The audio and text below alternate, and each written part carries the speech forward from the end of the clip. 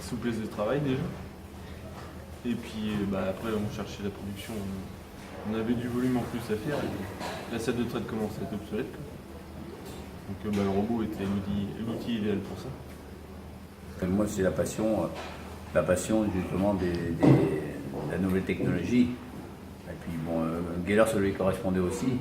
Parce que nous on ne s'est pas trouvé perdu du tout quand on est le robot. Au contraire, on a trouvé notre place facilement.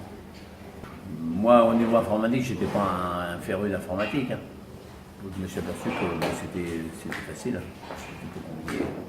Il faut être curieux, voilà. Et puis la passion de faire du lait par vache, la passion des vaches, ça correspond à ce qu'on attendait.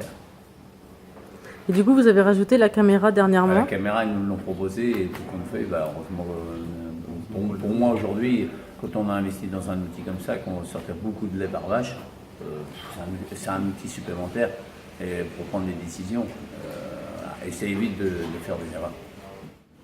De donner une note à mes vaches, je sais faire. Moi, il y a longtemps que je sais faire ça. Donc aujourd'hui, ça nous conforte. Et puis des fois, on peut être à 0,5 d'écart entre les deux. On regarde lui et ça nous permet de dire tiens, non, c'est lui qui a raison, c'est moi qui ai raison, ou c'est Geller qui a raison. Mais c'est clair. Donc c'est surtout le tarissement qu'on arrive à améliorer. Ouais. On fait des trucs, mais en fin de compte, c'est vraiment primordial.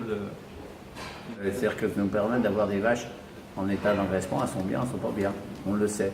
Donc elles arrivent là-bas, on sait qu'elles sont déjà bien. Donc maintenant, si on cale bien la ration là-bas, ça roule.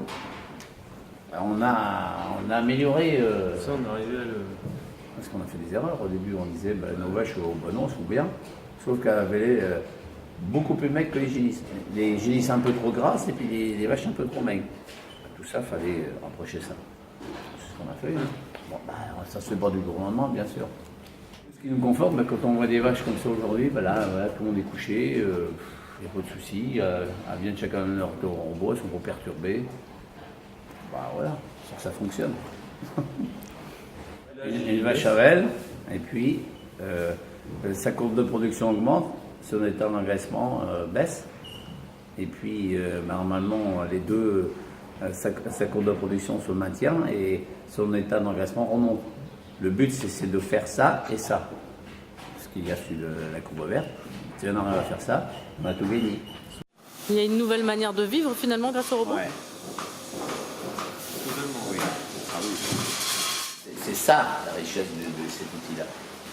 Cette contrainte horaire, c'était devenu pesant parce que c'était trop long. On était rendu à plus de 2 heures de traite le matin, 2 heures de traite le soir.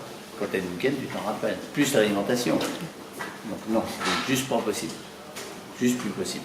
Donc, ça peut aider à passer un peu plus de temps avec ses proches. Oui, en plus. J'ai mon petit gars qui a 4 ans, donc le soir il vient faire le boulot avec moi, c'est mon problème.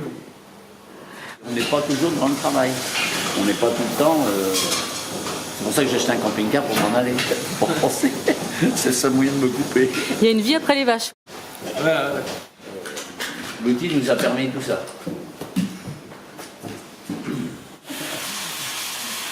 Est-ce que vous reviendriez en arrière? Non.